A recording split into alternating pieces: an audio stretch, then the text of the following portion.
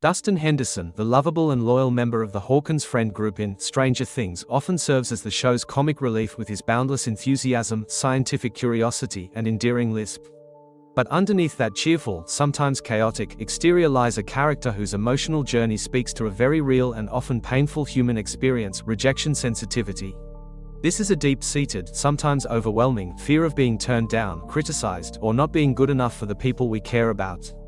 Watching Dustin navigate his crushes, first on Max Mayfield and later, more significantly, on his long-distance girlfriend Stacy, gives us a powerful and relatable window into how this sensitivity shapes a person's actions, their self-worth, and their courage.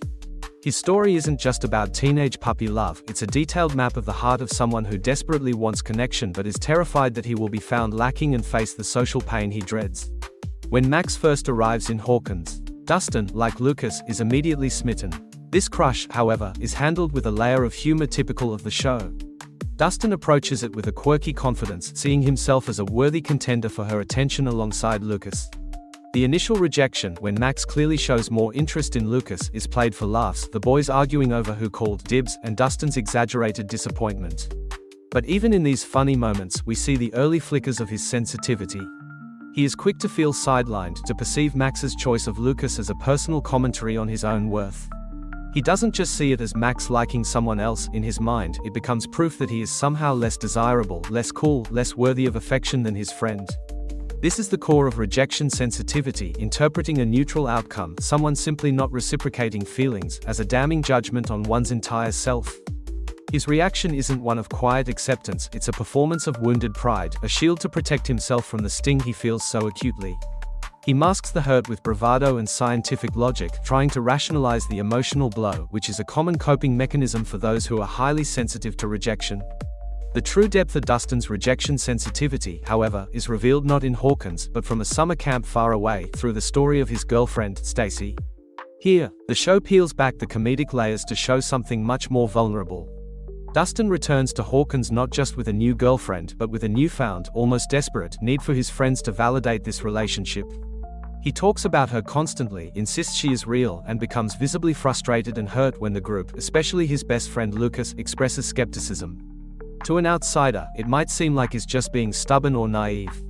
But through the lens of rejection sensitivity, his behavior makes profound sense. Dustin isn't just defending Stacy, he is defending himself against the ultimate rejection he fears, the rejection of his happiness and his narrative by the people whose opinions matter most to him. Their doubt feels like a rejection of him, of his ability to be loved, of his story of being wanted.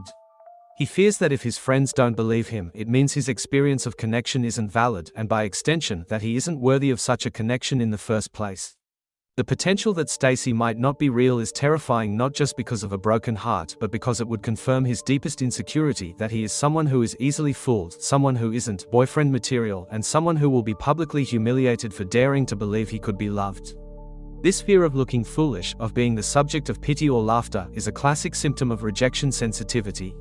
It's why he gets so angry with Lucas. Lucas's skepticism isn't seen as concern from a friend, but as a threat from someone who might expose him to the very social pain he has spent his life trying to avoid. Dustin's entire identity in that moment is tied to Stacy being real. Her existence is the proof that he is lovable, that he succeeded where he once failed with Max. To have that proof questioned is to have his entire sense of self questioned. The famous "you're ruining my life" outburst at the school dance is the climax of this fear. It's a raw, unfiltered cry from someone who feels his fragile grasp on social acceptance and romantic validation slipping away because of his friend's doubts. He would rather cling to a potential fantasy that makes him feel accepted than face the possible reality that makes him feel rejected. Yet, Dustin's story is ultimately one of incredible courage and growth. Which is the most important part of understanding rejection sensitivity. It doesn't make a person weak, it makes their acts of bravery monumental. Despite this intense fear, Dustin still invites Stacy to the snowball. He still puts himself on the line, risking the very public humiliation and heartbreak he is so sensitive to. This is the key insight. People with high rejection sensitivity don't avoid relationships, they often crave them deeply but approach them with a higher degree of emotional risk. Every step Dustin takes, calling her, waiting for her, standing alone on that dance floor, is taken with the heavy weight of his fear. When she doesn't show up, his worst fears seem confirmed. The shot of him, dejected, slowly taking off his sailor hat, is a silent portrait of perceived rejection. He is living the moment he always dreaded. But then, something beautiful happens. Nancy Wheeler, acting out of pure kindness, steps in and asks him to dance. This single act of unconditional acceptance, with no romance or pity but simple human decency, pulls him back from the brink. It's a moment that says, you are worthy of belonging, right here, right now, just as you are. And then, in a wonderful twist, his story takes another turn. Later, he finds Stacy, and she was real. His risk, taken in the face of his deepest fear, was rewarded. This doesn't erase his sensitivity, but it gives him a powerful counter-experience. It provides evidence that his fears are not always reality, that vulnerability can sometimes lead to joy, not pain. In his later relationship with Susie, we see a more confident Dustin. He is still the same quirky, passionate guy, but he engages in the relationship with less of the desperate need for external validation. The trauma of the upside down certainly plays a part in his maturity.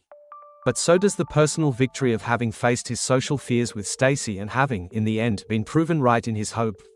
His journey shows that managing rejection sensitivity isn't about becoming immune to the fear of rejection, it's about building enough positive experiences and self-worth to carry on despite that fear. Dustin Henderson, with his scientific mind and giant heart, teaches us that sensitivity is not a flaw.